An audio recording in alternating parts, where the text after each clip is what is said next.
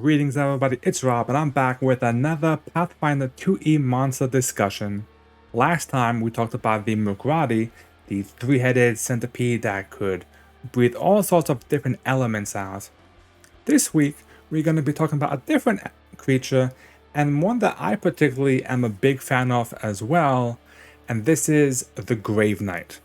Now the Graveknight is a CR10 undead creature, and it's a very unique creature where it's actually usually some sort of being that was killed wearing their kind of suit of armor, and the armor has been cursed to essentially bring them back to life as an undead version of themselves. Now there's a default Graveknight, and then there's also a Graveknight template which kind of you can use to put these abilities on someone who may have had special abilities in their previous life. What makes a Graveknight interesting, or should I say, what makes a Graveknight a Graveknight? First thing is, as I said, they are undead, so they have all the undead immunities with them. They have this, usually they have an armor, which I believe by default is the +1 resilient full plate. It's CR10, so it should be a decent set of armor. Some people may want to use it depending on what level you encounter them. We'll get back to that at the end. But what really makes it interesting is that they can take their, usually they have a longbow and a greatsword, and they use both of these weapons. They actually enchant these weapons from being a Graveknight with some sort of special element. So usually the default is frost, so they can do cold damage, but you can do other elements as well. I've seen in other games I'm doing like acid damage or even fire damage as well. So depending on the setting, depending on where these specific creatures are encountered, you can change the element. On top of that, the element also corresponds to their devastating blast, which is an ability they gain that gives them this ability to essentially shoot a 30-foot cone of this energy out, doing 6d12 damage. Not bad. Gives them a good of an AoE damage for what is considered basically a melee martial for most other abilities. Also giving them an ability to do a Phantom Steed, which essentially they summon this spectral horse that they can use to ride, and that can give them mobility around the map, around the battlefield. And that is, I think, a really good thing, because obviously when you have these kind of melee martial characters, you want to make sure they can get to where they need to go, target the players or people that they need to target, and then use their abilities. Now, what makes these creatures so interesting is, as I mentioned, the difference in their types. Acid, cold, electricity, fire, all of these gives you an interesting bonus, gives you the different weapon runes, gives you a +1 striking to it, so you don't have to worry about dropping too much loot for your players. And I've seen this in a few creatures throughout the game, that instead of using the creatures as loot drops, basically, they have this thing where they enchant a weapon with an ability, but when they are defeated, the weapon returns back to its normal form. Once the Graveknight is defeated, the sword goes back to a greatsword. It's not a +1 striking frost greatsword. That's a good thing in terms of a GM side, to keep the loot down in case you're worried that your players may get too much loot if you throw, 2 or 3 of these in the same encounter. The armor, on the other hand, now that is where things get interesting, because the armor is technically what is the Graveknight and what is cursed. Essentially, the Graveknight will actually rebuild themselves inside the armor, come back in about a week and a half, depending on what you roll, where they will actually come back to life fully.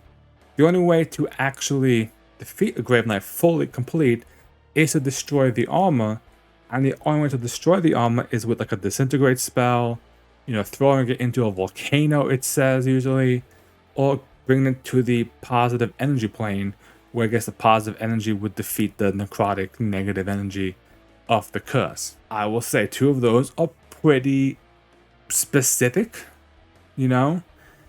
I mean, there's a good chance there's probably not a volcano nearby all the time.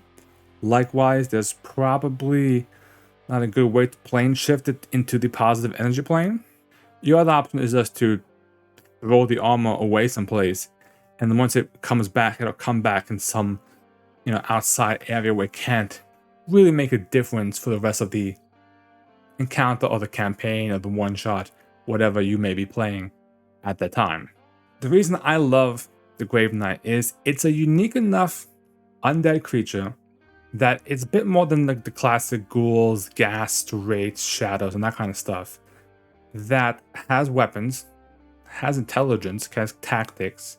You can use them in battles to almost like command undead and essentially, be the undead that's in charge of like other skeletons or other ghouls, perhaps. So kind of be like a general, if you will, which makes sense. They do have warfare lore as well, so it kind of makes sense that they would be this kind of commanding officer in the battalion of undead. But even if you don't want to do it that way, they're not too bad where you can actually put 2 or 3 of them in an encounter. Like I said, they're tier 10, so depending on the player's party, the AC is usually like low 30s, so it's not that bad.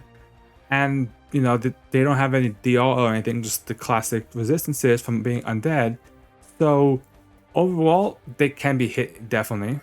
It should be fine. The only thing to watch out for is, I did not mention it previously, that Graveknights do have this aura effect, where anything that has a positive like spell or ability, usually healing is probably a big one, or like turn undead kind of stuff. They do have an ability that allows them to automatically attempt to counteract it, which is a good way if your players have a lot of divine magic, a lot of positive healing, that you can put one of these Graveknights into a battle and it would slow down their healing opportunity, especially if they're not aware of that. If they don't know about the aura and they get blasted by something, then they go to cast a heal spell and they feel the counteract check trying to actually stop it. That's going to be an interesting moment for your players to go, okay. Especially if you combo that with something like, maybe there's a few ghouls in the room as well.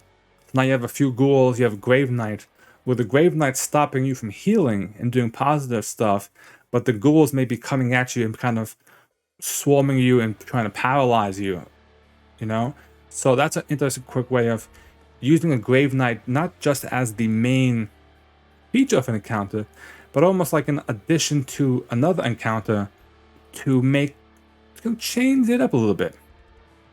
Just having this one little creature who could maybe walk around, and as they're walking around, that aura is kind of, controlling the battlefield. If they can actually successfully counteract healing checks and make it hard to heal, your players may have to move more. It's not going to be just that classic, run in and hit kind of stuff. That's not what Pathfinder 2e is. Pathfinder 2e is a lot more of a fluid combat. So that's another good way of how you can use the Graveknight in different aspects for combat. The last thing I'm going to mention briefly is they do give you stats. You can look them up online. You can look them up in bestiary. You can look them up wherever. I think the correct source material is, I think it's an AP actually, that you kind of build the stats, and it's a good thing to have a way to build the stats, because you can put all these abilities, like I said, on somebody else, and then they actually are able to kind of keep some of their techniques from the normal life. So maybe they're a fighter and they have fighter feats. Now they're a Graveknight, so maybe now you have Graveknight abilities, but now they can do like sudden charge, or maybe they can do a double slice. Double slice wouldn't work because they only have a great sword, but stuff like that. Maybe they're a ranger. Now it's a ranger with a Graveknight. Might be a bit tricky. Rangers usually don't wear full plate. That's true.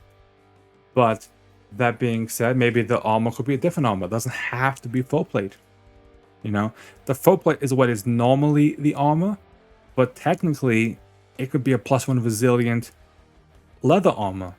And now that leather armor is bringing him back as this undead ranger who has this frost longbow and he can do flurry of shots and just fire 2-3 shots quickly with his longbow that is now elementally charged. That's another way of doing it. Again, as I just said, normally they would do wear full plate. After all, it is a Graveknight, so should be that. But there's nothing that hard codes it that says it has to be full plate. Even in the template does not say full plate anywhere in it, which means go crazy with it, go wild with it.